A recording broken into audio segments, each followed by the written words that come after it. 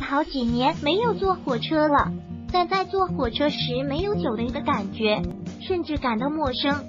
或许是乘高铁的缘故吧，过去坐绿皮车或白红相间的快速火车，人声鼎沸，空气浑浊，而如今高铁的车厢安静很多，卫生干净很多，空气清新很多。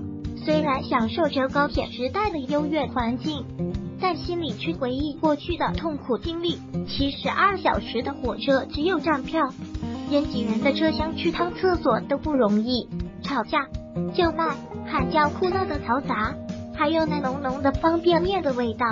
在高铁上，人们都玩手机，陌生人之间聊天的少了，热闹的旅途已成为过去。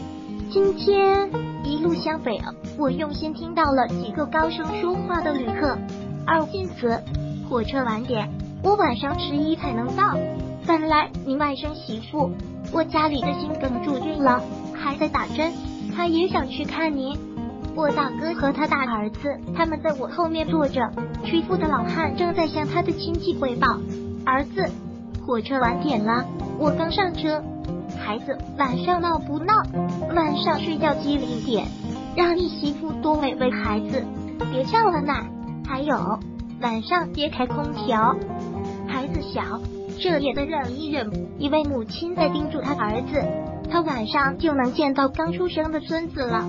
如果喜欢本视频，请分享并订阅本频道，访问 TT News XYZ 获取更多相关资讯。